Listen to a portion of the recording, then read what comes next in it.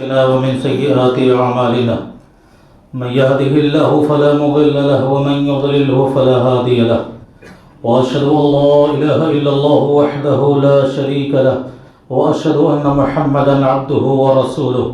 أما بعد فإن خير الحديث كتاب الله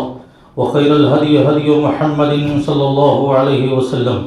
وشر الأمور محدثاتها وكل محدثة بدعة وكل بدعة ضلالة وكل ضلالة في النار فأعوذ بالله السميع العليم من الشيطان الرجيم بسم الله الرحمن الرحيم يا أيها الذين آمنوا اتقوا الله حق تقاته ولا تموتن إلا وأنتم مسلمون يا أيها الناس اتقوا ربكم الذي خلقكم من نفس واحدة وخلق منها زوجها وبث منهما رجالا كثيرا ونساء واتقوا الله الذي تساءلون به والأرحام إن الله كان عليكم رقيبا يا أيها الذين آمنوا اتقوا الله وقولوا قولا سديدا يصلح لكم أعمالكم ويغفر لكم ذنوبكم ومن يطع الله ورسوله فقد فاز فوزا عظيما وقال الله عز وجل بسم الله الرحمن الرحيم نون والقلم وما يسطرون ما أنت بنعمة ربك بمجنون وإن لك لأجرا غير ممنون وإنك لعلى خلق عظيم۔ سب سے پہلے تمام قسم کی حمد و ثنا بڑائی کبریائی اس اللہ عز و جل کے لیے لائق و سزاوار ہے جس نے ہمیں اور آپ کو اس دنیا میں پیدا فرمایا۔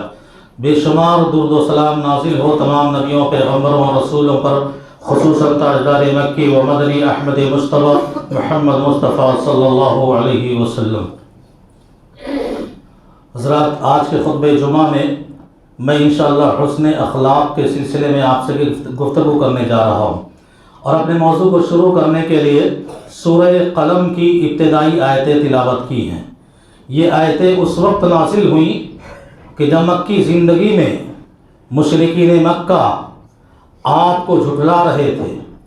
آپ صلی اللہ علیہ وسلم پر ایمان لانے سے کترا رہے تھے اور بھاگ رہے تھے، اور آپ صلی اللہ علیہ وسلم کے سلسلے میں طرح طرح کے تبصرے اور طعنے اور القاب سے نواز رہے تھے، پکار رہے تھے۔ کوئی کہہ رہا تھا کہ آپ شاعر ہیں، کوئی کہہ رہا تھا کہ آپ کاہن ہیں،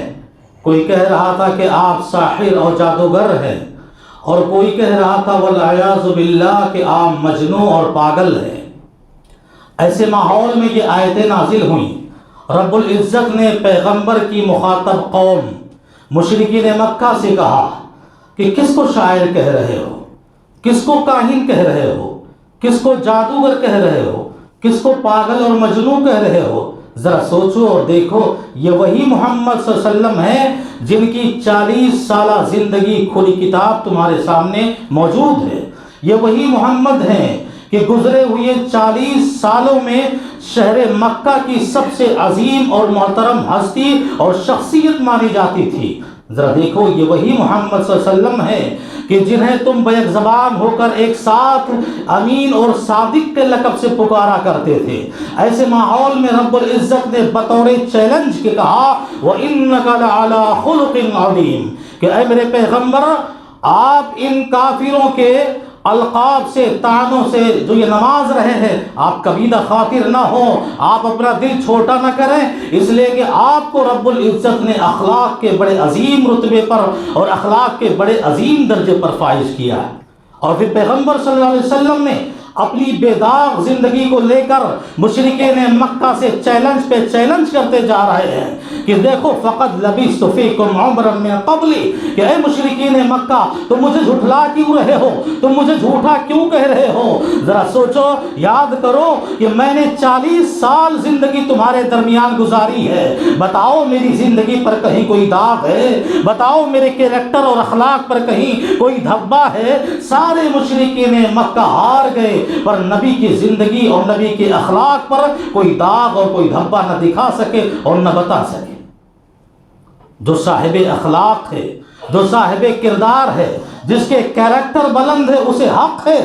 کہ وہ پورا یوں کہے کہ ہم محمد صلی اللہ علیہ وسلم کے امتی ہیں، لیکن جو شخص بد اخلاق ہے، جو شخص بد کردار ہے، جس کا کیریکٹر لیس ہے، اسے محمد صلی اللہ علیہ وسلم کا امتی کہنے میں اپنے آپ کو شرم محسوس ہونا چاہیے، اس لیے کہ حسن اخلاق کو شریعت نے بڑا مقام دیا ہے، اور صاحب اخلاق اور اچھے کردار کے مالک کے حق میں بہت ساری فضیلتیں آئی ہوئی ہیں۔ چند ایک حدیثیں میں آپ کے سامنے پیش کر رہا ہوں، آپ اندازہ لگا سکتے ہیں کہ صاحب اخلاق اور حسن اخلاق کا کیا مقام ہے اور کیا رتبہ ہے، کیا درجہ ہے، اور رب العزت کے یہاں کیا کیا ان کے لیے انعامات رکھے ہوئے ہیں۔ پیغمبر صلی اللہ علیہ وسلم نے فرمایا اخلاق حسنہ کے سلسلے میں کہ بعثت لأتمم مکارم الاخلاق،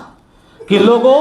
دنیا کے اندر جہاں میں بہت سارے مقاصد کے اور بہت سارے اغراض کے تحت بھیجا گیا ہوں، دین کی دعوت کو لوگوں تک پہنچانا میری ذمہ داری ہے، توحید اور رسالت کے مسئلوں کو، معاملوں کو سمجھانا لوگوں کو میری ذمہ داری ہے، لیکن وہیں پر مجھے جس عظیم مقصد کے لیے اس دنیا میں بھیجا گیا وہ یہ کہ میں اخلاق کو پورا کروں، جس کی بنیاد تمام نبیوں نے رکھی۔ اور پھر آپ صلی اللہ علیہ وسلم نے دوسری جگہ فرمایا کہ ما من شیء فی المیزان اثقل من حسن الخلق، کہ لوگوں روز قیامت جب میزان قائم کیا جائے گا، ترازو رکھا جائے گا اور انسانیت کے اپنے دنیاوی کیے ہوئے خود اعمال اس پر تولے جائیں گے، اس وقت میزان اور ترازو پر سب سے زیادہ بھاری اور وزنی جو عمل نکلے گا وہ اچھے اخلاق نکلیں گے، وہ بہترین کردار نکلیں گے۔ اسی لیے پیغمبر صلی اللہ علیہ وسلم نے دوسری جگہ فرمایا کہ ان الرجل لیدرک بحسن خلقہ درجۃ الصائم والقائم، ایک وہ شخص ہے جو نفلی نمازیں نہیں پڑھتا، جو تہجد کی نمازیں نہیں پڑھتا، جو نفلی روزے نہیں رکھتا، لیکن اپنے اچھے اخلاق اور اپنے اچھے کردار کے بنیاد پر کل بروز قیامت وہ عبادت گزاروں کے ساتھ کھڑا ہوگا، وہ تو تہجد گزاروں کے مقام کو پہنچ جائے گا اور وہ نفلی روزہ زیادہ سے زیادہ رکھنے والوں کی صفوں میں اور قطار میں کھڑا ہوگا۔ تیسری جگہ پیغمبر صلی اللہ علیہ وسلم نے حسن اخلاق کے سلسلے میں فرمایا کہ اخبرکم باحبکم الی واقربکم منی یوم القیامہ احسنکم اخلاقا، کہ سنو کیا میں تمہیں نہ بتاؤں کہ میرا وہ امتی جو مجھے سب سے زیادہ محبوب ہے، میرا وہ امتی جس سے میں بہت زیادہ محبت اور پیار کرتا ہوں، اور میرا وہ امتی جو بروز قیامت سب سے زیادہ میرے قریب ہوگا، وہ کون ہوگا؟ احسنکم اخلاقا، تم میں جس امتی کے اخلاق اچھے ہوں گے، جس امتی کے کردار اچھے ہوں گے، جس امتی کے کیریکٹر اچھے ہوں گے، وہ میرے نزدیک محبوب بھی ہے اور بروز قیامت میرا پڑوسی اور میری قربت بھی اس کو ملنے والی ہے۔ ایک دوسری جگہ صحابہ کے سوال پر نبی کریم صلی اللہ علیہ وسلم نے فرمایا، جب صحابہ نے یوں پوچھا کہ ما اکثر ما يدخل الناس الجنہ، کہ اللہ کے نبی وہ کون سے اعمال ہیں، وہ کون سی نیکیاں ہیں، وہ کون سے کام ہیں جو سب سے زیادہ بندوں کو جنت میں داخل کرنے والے ہیں، وہ کون سا کام کیا جائے، وہ کون سا عمل کیا جائے جس کی بنیاد پر انسان سب سے زیادہ جنت میں داخل کیا جائے گا؟ پیغمبر صلی اللہ علیہ وسلم نے فرمایا تقوی اللہ، اللہ کا تقوی اختیار کرو، متقی ہو جاؤ، پرہیزگار ہو جاؤ، یہ وہ عمل ہے، یہ وہ نیکی ہے جس کی بنیاد پر سب سے زیادہ لوگ جنت کے اندر داخل کیے جائیں گے۔ اور دوسری بات پیغمبر نے فرمائی وحسن الخلق، اچھے اخلاق کے مالک بن جاؤ، اچھے کردار کے مالک بن جاؤ، اپنا کیریکٹر سدھار لو، یہ وہ عمل ہے جس کی بنیاد پر سب سے زیادہ لوگ جنت کے اندر داخل کیے جائیں گے۔ اور پھر آپ نے فرمایا کہ لوگوں میں سب سے زیادہ جہنم میں جس بنیاد کی بنا پر داخل کیے جائیں گے لوگ، وہ اس میں کیا ہے؟ الفم والفرج، یہ منہ، یہ زبان ہے اور یہ شرمگاہ ہے، جسم کے یہ دو حصے ہیں جس کی بنیاد پر سب سے زیادہ لوگ نار جہنم کے اندر ڈالے جائیں گے۔ تو میرے بھائی اور دوستو، روزمرہ کے معمولات جو ہوتے ہیں، صبح سے ہم نکلتے ہیں اپنے گھر سے، شام گھر واپس آتے ہیں، چھوٹی چھوٹی باتیں ہوتی ہیں جس کا تعلق اخلاق سے ہوتا ہے۔ اگر وہ چیزیں ہمارے اندر موجود ہیں، اگر وہ چھوٹی چھوٹی باتیں ہمارے اندر موجود ہیں، تو آپ یوں سمجھیں کہ ہم واقعی صاحب اخلاق ہیں اور ہم محمد صلی اللہ علیہ وسلم کے امتی ہیں اور آپ کے کردار اور آپ کے نقش قدم پر چلنے والے ہیں۔ اور اگر وہ باتیں ہمارے اندر موجود نہیں ہیں، وہ چھوٹی چھوٹی چیزیں ہمارے اندر ہے تو بہت چھوٹی، آپ کو نظر آئیں گی بہت معمولی، لیکن وہ اخلاق کے اعتبار سے بڑا مقام رکھتی ہے اور وہ کردار کے اعتبار سے بڑی حیثیت رکھتی رکھا کرتی ہے۔ آئیے آج کے خطبہ جمعہ میں ایسے ہی چند اخلاق کے مظاہر آپ کے سامنے رکھنے کی کوشش کروں گا جو روزمرہ کے ہمارے معمولات ہیں۔ ویسے اخلاق حسنہ کا موضوع اور یہ ٹاپک بڑا وسیع اور بڑا کشادہ ہے، لیکن مختصراً میں آپ کے سامنے بیان کرنے کی کوشش کرتا جاؤں گا، اور آپ جانچتے جائیے، آپ پڑتالتے جائیے، آپ سوچتے جائیے کہ کیا واقعی ان اخلاق کے نقش قدم پر ہم چل رہے ہیں یا اس کردار کے ہم متصف ہیں۔ یہ بڑائیاں، یہ خوبیاں، یہ اچھائیاں ہمارے اندر موجود ہے کہ نہیں موجود ہے؟ اگر موجود ہے تو واقعی آپ صاحب اخلاق ہیں۔ دیکھو اخلاق کے مظاہر میں سب سے پہلا مظہر ہے سلام کرنا۔ سلام کرنا، آگے بڑھ کر سلام کرنا، اس انتظار میں نہ رہیں کہ کوئی ہم سے سلام کرے تو ہم جواب دیں، بلکہ آگے خود بڑھ کر سلام کریں۔ یہ آپ کے تواضع، آپ کے انکساری کی بہت بڑی دلیل ہے۔ اور سلام تو اپنی جگہ پر ایک عظیم دعا بھی ہے۔ جب ایک شخص السلام علیکم کہتا ہے اور جواب میں سامنے والا وعلیکم السلام کہتا ہے، دعاؤں کا لین دین ہوتا ہے۔ آج تک مسلمانوں نے اس سلام کے معمولی چھوٹے کلمات پر غور نہ کیا، ورنہ وہ اتنی بڑی دعا ہے کہ اگر بندہ دل سے آزما لے اور دل سے سوچ لے تو واقعی اس کے زندگی کی دنیا بدل جائے گی۔ کیا سی دعا ہے؟ السلام علیکم۔ جب سلام کرتے ہو، دعا یہ ہے کہ اللہ تمہیں دنیا کی ہر آفت سے، ہر مصیبت سے، ہر بلا سے، ہر تکلیف سے، ہر رنج سے، ہر دکھ سے، ہر غم سے اللہ تمہیں محفوظ رکھے۔ کتنی عظیم دعا ہے، اور آج سلام کرنے سے ہم کترا رہے ہیں۔ پیارے نبی جناب محمد رسول اللہ صلی اللہ علیہ وسلم نے ارشاد فرمایا کہ لا تدخلوا الجنت حتى تؤمنوا ولا تؤمنوا حتى تحابوا، کہ لوگوں تم جنت میں داخل نہیں ہو سکتے جب تک کہ تم مومن نہ ہو جاؤ، اور مومن نہیں ہو سکتے جب تک کہ تم آپس میں ایک دوسرے سے محبت نہ کرنے لگو۔ پیغمبر صلی اللہ علیہ وسلم نے فرمایا کیا میں تمہیں وہ چیز نہ بتلاؤں جسے تم اپنا لو تو تمہارے درمیان محبت پیدا ہو جائے؟ صحابہ نے کہا کیوں نہیں؟ اللہ کے نبی نے فرمایا افشوا السلام بینکم، آپس میں سلام کو خوب پھیلاؤ۔ یہ سلام محبت کا پیغام ہے، یہ سلام جنت میں دخول کا ذریعہ ہے۔ مدینے کے اندر جب اللہ کے نبی جناب محمد رسول اللہ صلی اللہ علیہ وسلم داخل ہوئے تو یہودیوں کے بہت بڑے عالم، علمی شخصیت کے مالک حضرت عبداللہ ابن سلام، جو اس وقت مسلمان نہیں ہوئے تھے، غیر مسلم تھے، یہودی تھے، جب انہیں خبر ملی کہ مدینے میں نبی آ گئے اور گلی گلی میں نبی کے چرچے ہو رہے ہیں تو انہوں نے سوچا چلے دیکھیں نبی کیسے ہیں، کون ہیں اور کیا کہہ رہے ہیں۔ وہ گئے نبی سے ملاقات کرنے، اور دور ہی تھے اور نبی اپنے صحابہ کی مجلس میں تھے۔ دور سے عبداللہ ابن سلام نے نورانی چہرے کو دیکھا اور بے ساختہ ان کی زبان پکار اٹھی، واللہ یہ نورانی چہرے والا پیغمبر جھوٹا نہیں ہو سکتا، یہ کاذب نہیں ہو سکتا، سننی چاہیے اس کی بات۔ ذرا اور قریب گئے اور قریب گئے۔ عبداللہ ابن سلام کہتے ہیں کہ سب سے پہلی بات جو میرے کانوں سے ٹکرائی اور سب سے پہلی آواز جو پیغمبر کی میرے کانوں میں آئی وہ یہ تعلیم تھی جو اپنے صحابہ کو دے رہے تھے۔ فرما رہے تھے یا ایھا الناس، اے لوگو افشوا السلام واطعموا الطعام وصلوا الارحام وصلوا باللیل والناس نیام تدخلوا الجنت بسلام، کہ اے لوگو آپس میں سلام خوب پھیلاؤ، دوسروں کو کھانا کھلاؤ اور رشتوں کو ہمیشہ جوڑ کے رکھو۔ رات میں لوگ سو جائیں اٹھ کر تہجد کی نماز پڑھا کرو، تدخلوا الجنت بسلام، سلامتی کے ساتھ تم جنت میں داخل ہو جاؤ گے۔ واللہ عبداللہ بن سلام کہتے ہیں کہ میں نے یہ تعلیم اپنے کانوں سے سنی، فوراً مشرف با اسلام ہو گیا کہ اتنی پیاری تعلیم دینے والا مذہب اور اتنی اچھی تعلیم دینے والا دین اور اتنا اچھا پیغام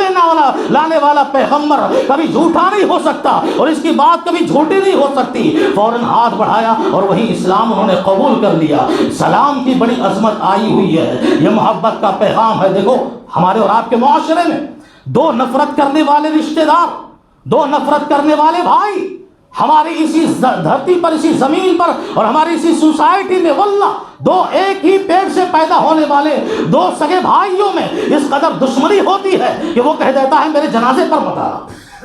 میرے جنازے پر مت آنا۔ اور یہاں شریعت ہمیں تعلیم دیتی ہے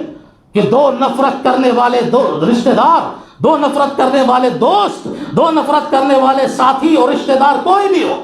اتفاق سے کبھی اگر ان کا آمنا سامنا ہو گیا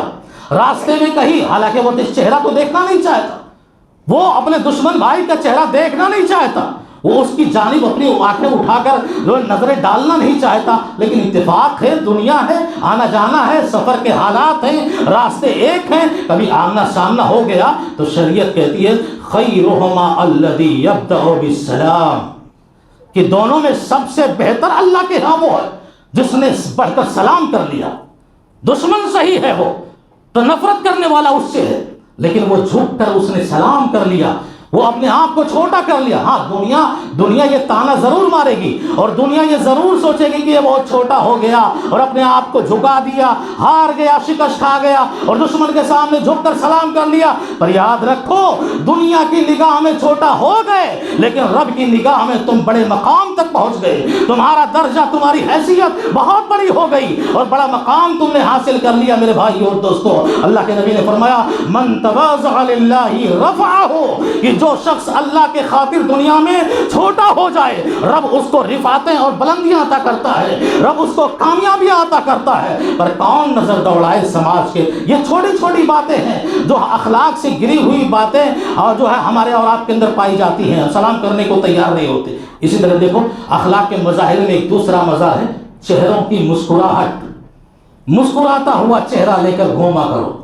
مسکراتے چہرے سے بھائیوں سے ملا کرو، مسکراتا ہوا چہرہ لے کر اپنے ماں باپ سے ملو، مسکراتا ہوا چہرہ لے کر اپنے بھائی بہن سے ملو۔ بعض لوگ ایسے ہوتے ہیں دل میں جو حسد ہوتا ہے، جو بغض ہوتا ہے، جو نفرتیں ہوتی ہیں وہ چہرے پر صاف نظر آتی ہیں، چہرہ بنا ہوا، چہرہ غصے میں، کبھی مسکراہٹ ان کے چہرے پر نہیں آتی۔ پیغمبر صلی اللہ علیہ وسلم نے ارشاد فرمایا تبسمک فی وجہ اخیک صدقہ، کہ سنو تمہیں اپنے بھائی سے مسکرا کر ملنا بھی بہت بڑا صدقہ قرار دیا گیا ہے۔ بعض لوگوں کی غلطیاں ہوتی ہیں نا کہ اپنی خوشیاں اور اپنی مسکراہٹیں اور اپنی لذتیں، اپنے ذائقے اپنے دوستوں کی محفلوں تک ہی محدود رکھتے ہیں، فرینڈ سرکل میں، باہر دوستوں کے محفل میں ہیں، ہنس رہے ہیں، مسکرا رہے ہیں، مزہ لے رہے ہیں، لیکن جیسے ہی گھر میں داخل ہوتے ہیں مسکراہٹ ختم ہو جاتی ہے۔ غصے کا تیور بیوی کو بھی دکھا رہے ہیں، غصے کا تیور بچوں کو بھی دکھا رہے ہیں، ڈانٹ ڈپٹ کر باتیں کر رہے ہیں اور اپنی بیوی سے بھی مسکرا کے بات کرنے کی ان کو توفیق نہیں ملتی ہے۔ پیغمبر صلی اللہ علیہ وسلم نے فرمایا لا تحقرن من المعروف شیئا ولو ان تلقى اخاك بوجه طلیق، کہ لوگوں کسی بھی نیکی کو حقیر نہ جانو، کسی بھی نیکی کو حقیر نہ جانو، چاہے وہ تمہیں اپنے بھائی سے مسکراتا ہوا چہرہ لے کر ملنے ہی کی بات کیوں نہ۔ حضرت جریر ابن عبداللہ البجلی رضی اللہ تعالیٰ عنہ صحابی رسول بیان فرماتے ہیں کہ حجبنی النبی صلی اللہ علیہ وسلم منذ اسلمت ولا ارانی الا تبسما فی وجہ۔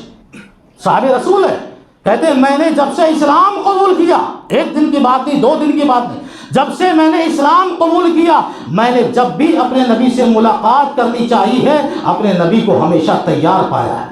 کبھی ایسا نہیں ہوا کہ میں نبی سے ملنے گیا ہوں اور نبی نے کہہ دیے ہوں کہ جاؤ بعد میں آنا۔ ذرا سوچو کہ سماج میں یہ برائی کتنی زیادہ پائی جاتی ہے۔ کوئی غریب ملنے آیا، کوئی فقیر مسکین ملنے آیا تو آپ کیا کہتے ہیں؟ جاؤ اسے کہہ دو بعد میں آنا۔ پیغمبر کے یہ اخلاق بدلا رہا ہے، صحابی بدلا رہے ہیں، یہ پیغمبر کا یہ اخلاق ہمیں پیغام دے رہا ہے کہ ہم نے زندگی میں کبھی ایسا نہیں پایا کہ نبی نے کہہ دیا ہو کہ جاؤ اور بعد میں آ کے مل لو۔ اور دوسری بات کہا کہ میں نے کبھی بھی جب بھی نبی نے ہمارا استقبال کیا، جب بھی ہماری ملاقات پیغمبر سے ہوئی، ہمیشہ اپنے نبی کو مسکراتا ہوا چہرہ لے کر دیکھا، ہمیشہ نبی مسکراتے رہے۔ ذرا سوچو وہ پیغمبر صلی اللہ علیہ وسلم جن کو آخرت کا اتنا خوف ہے، جو قبر اور حشر کو لے کر کے راتوں رات رو رہے ہوں، جس پیغمبر کی آنکھوں میں ہمیشہ آخرت کے غیر سے آنسو کے سمندر بہ رہے ہوں، اور جس پیغمبر نے اپنی زبان سے یہ کہہ دیا ہو کہ جو باتیں میں جانتا ہوں اے لوگوں اگر تم جان جاؤ تو ہنسنا بھول جاؤ گے، ایسے پیغمبر کی یہ حالت ہے کہ جب لوگوں کے ساتھ معاملہ کر رہے تو مسکرا رہے ہیں، مسکراتا ہوا چہرہ لے کر مل رہے۔ تو میرے بھائیو دوستو، یہ اخلاق کے مظاہر میں بہت عظیم مظہر ہے اخلاق۔ اور ایک تیسری اور چیز ہے گرم جوشی سے مصافحہ کرنا۔ ہم سلام کرتے ہیں نا، ایک دوسرے سے ہاتھ ملاتے ہیں، گرم جوشی سے مصافحہ کرنا اپنائیت کی بہت بڑی دلیل ہے، محبت کی بہت بڑی دلیل ہے۔ پیغمبر صلی اللہ علیہ وسلم کی یہ سنت رہی ہے کہ جب آپ سے کوئی ہاتھ ملاتا جب تک وہ خود اپنا ہاتھ نہ چھڑا لے پیغمبر صلی اللہ علیہ وسلم اس سے اپنا ہاتھ نہیں چھڑاتے۔ اللہ، یہ پیغام دے رہے تھے اپنائیت کا۔ آج لوگوں میں اس میں بھی بخیلی آ گئی، اس میں بھی انگلیوں سے انگلیاں ملا کر اور اس کو مصافحہ کہتے ہیں۔ مصافحہ نہیں ہے، بعض لوگ انگلیوں سے انگلیاں ٹچ کر دیا مصافحہ ہو گیا، مسافہ اس کو نہیں کہا جاتا ہے۔ گرم جوشی سے مسافہ کرو، سامنے والے کے دل میں یہ پیدا ہو کہ ہمارے بھائی جو سامنے ہیں ان کے دل میں ہمارے خلاف کوئی نفرت نہیں، کوئی دشمنی نہیں، بلکہ محبت ہی محبت کوٹ کر بھری ہے۔ اور ایک چوتھی چیز ہے جو اخلاق کے مظاہر میں سے ہے، وہ یہ کہ شائستہ زبان ہو، سنجیدہ زبان ہو، میٹھی زبان ہو، اور لوگوں سے اچھی گفتگو کرنا مقصود ہو۔ جب بولیں اچھی بات بول، یہ زبان بولنا، یہ زبان طے کرتی ہے کہ ہم سماج میں کتنے قیمتی ہیں، ہم سماج میں کتنے پاور رکھتے ہیں۔ یہ زبان فیصلہ کرتی ہے کہ ہم اخلاق کے کس معیار پر پڑھے کھڑے ہیں، اخلاق کے کس درجے پر پہنچ چکے ہیں۔ یہ زبان ہمارے اخلاق کی نمائندگی کرتی ہے، یہ ترجمان ہے، یہ بتاتی ہے زبان کہ کون سا انسان اچھا آدمی ہے اور کون سا انسان برا آدمی ہے۔ یہ زبان دیکھو، وہ حدیث سامنے رکھو کہ ایک شخص آیا اور نبی کریم صلی اللہ علیہ وسلم کے دروازے پر دستک تھی، آپ کو بتایا گیا کہ فلاں آدمی آپ سے ملنے آیا ہے۔ آپ صلی اللہ علیہ وسلم نے فرمایا اچھا وہ آدمی مدینے کی سوسائٹی کا سب سے برا آدمی ہے۔ آپ نے کیا کہا؟ مدینے کی سوسائٹی کا سب سے برا انسان ہے۔ پر آپ کی عادت تھی کہ جو شخص بھی آپ سے ملنے آتا آپ کبھی اس کو واپس نہیں لوٹاتے، آپ اس سے بھی ملا کرتے تھے۔ آپ نے کہا ٹھیک ہے اس کو اندر بھیجو۔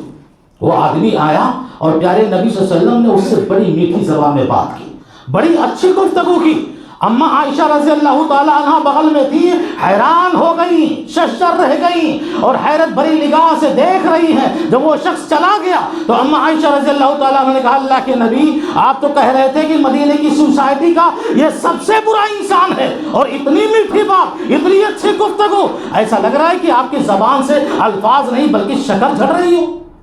پیغمبر صلی اللہ علیہ وسلم نے حضرت عائشہ کے سوال پر کہا عائشہ یا عائشہ ومتى وجدت فاحشہ،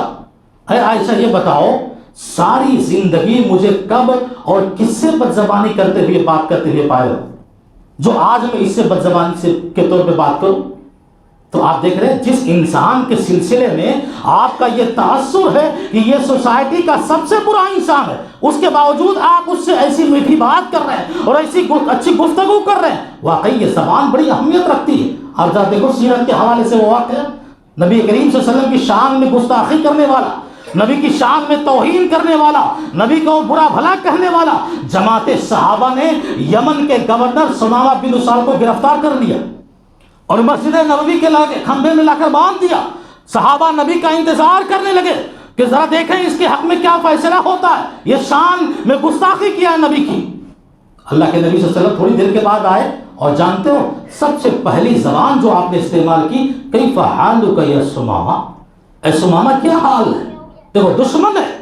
آپ کی شان میں گستاخیاں کرنے والا، آپ کو گالیاں دینے والا، پر آپ کی زبان جو بول رہی ہے کیف حالک یا سمامہ، اے سمامہ کیا حال ہے، کیا خیریت ہے تمہاری؟ سمامہ نے کہا دشمن تو تھا ہی، کہا کہ مجھے گرفتار کروا کے اور میری خیریت پوچھ رہے ہو؟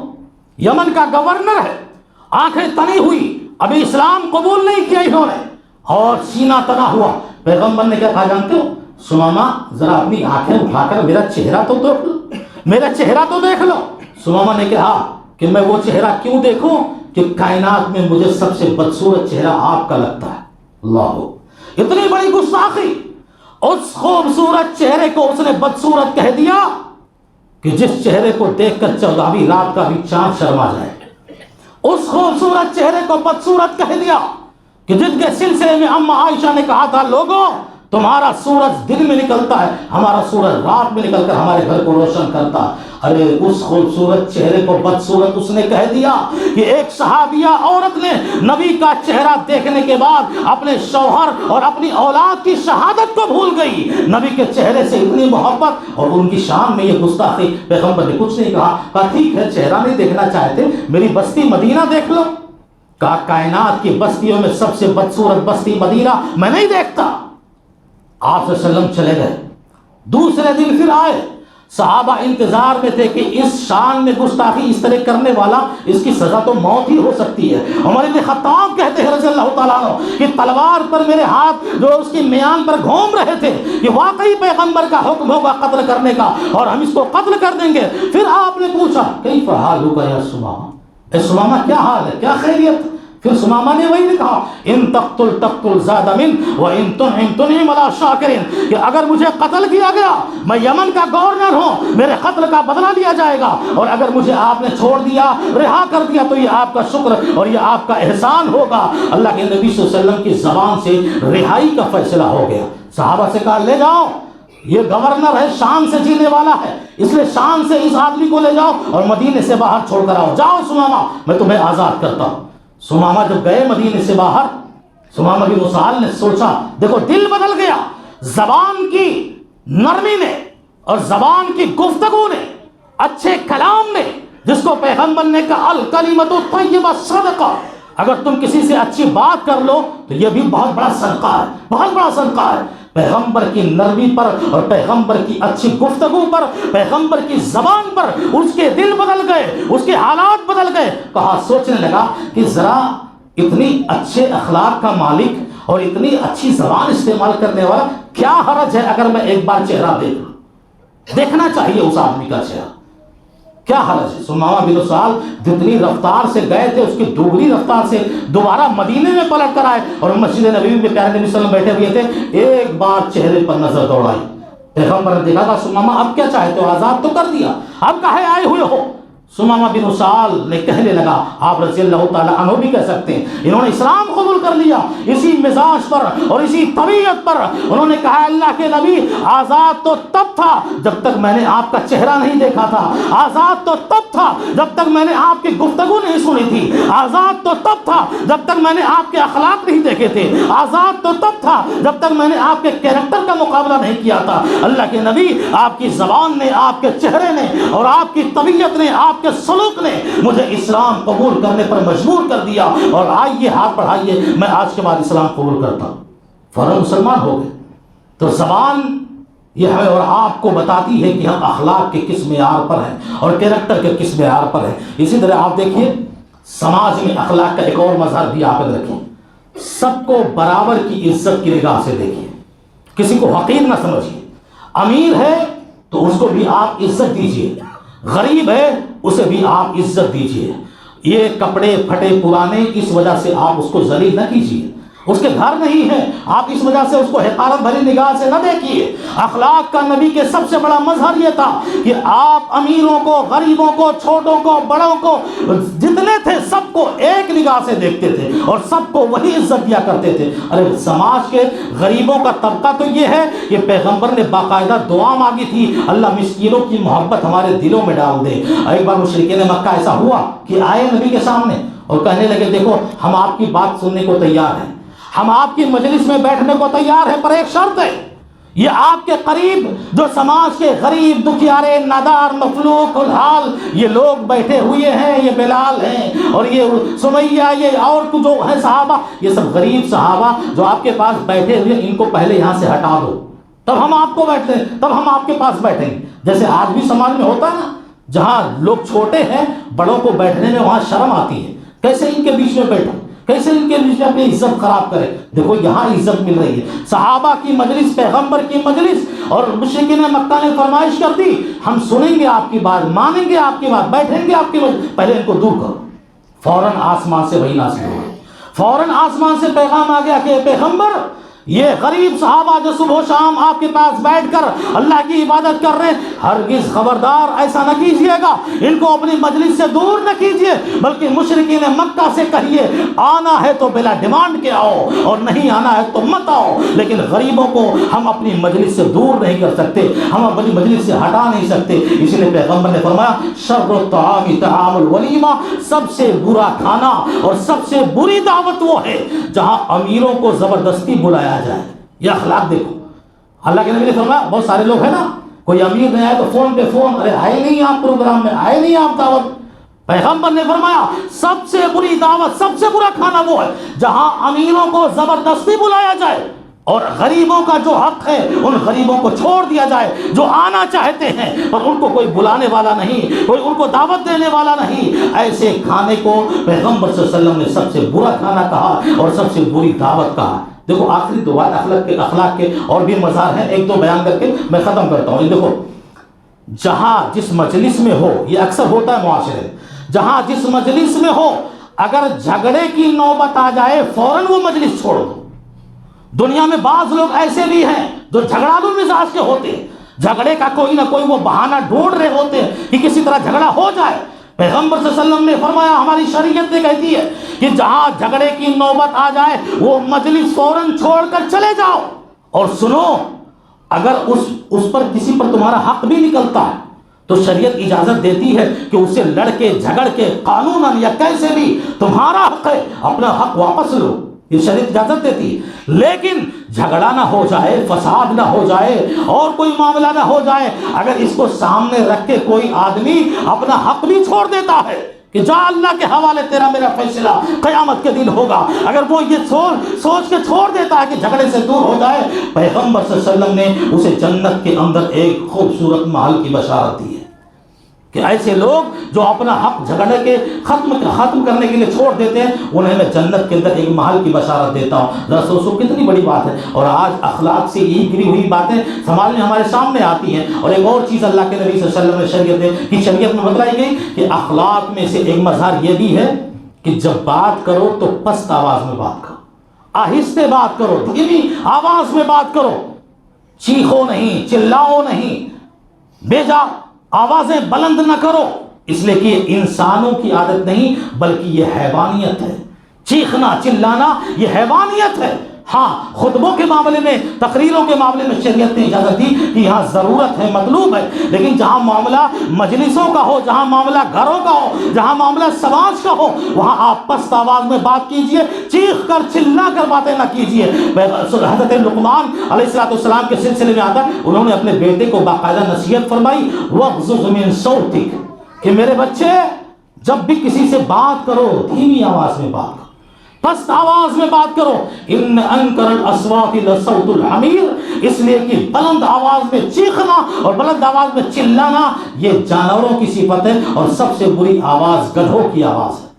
تو میرے بھائی اور دوستو، یہ اخلاق کے چھوٹے موٹے مظاہر تھے جو روزمرہ کی زندگی میں ہمارے اور سامنے پیش آتے ہیں، اور ہم چھوٹی موٹی چیزیں چھوڑ کر اسے جو ہے پلہ جھاڑ لیتے ہیں، اسے بھول جاتے ہیں اور اس کا حق ادا نہیں کرتے. اگر امتی بننا ہے نبی کریم صلی اللہ علیہ وسلم کا تو ان اخلاق حسنہ کو ہمیں اور آپ کو اپنانے کی ضرورت ہے. اللہ رب العزت سے دعا ہے کہ العالمین ہمارے سماج میں، ہمارے معاشرے میں، ہمارے جوانوں کو، ہمارے بچوں کو اور ہمارے بوڑھوں کو جو بھی ہے سب کو حسن اخلاق اپنانے کی توفیق عطا فرمائے، اچھی گفتگو کرنے کی توفیق عطا فرمائے، مسکراتا ہوا چہرہ لے کر ملنے کی توفیق عطا فرمائے. العالمین زیادہ سے زیادہ ایک دوسرے سے سلام کرنے کی توفیق عطا فرمائے. نفرتوں کو، حسد کو، بغض کو، دشمنیوں کو، جلن کو اللہ رب العزت ہمارے بھائیوں کے ایک دوسرے کے دلوں سے خاتمے کی توفیق عطا فرمائے. اللہ جب تک ہمیں اس دنیا میں زندہ رکھے، اسلام کی دی ہوئی تعلیمات پر زندہ رکھے، ہماری موت اور خاتمہ ہو تو ایمان بالخیر پر ہو. وآخر دعوانا الحمدللہ رب العالمین. بارک اللہ لنا ولکم فی نفعنی بالآیات والذکر الحکیم.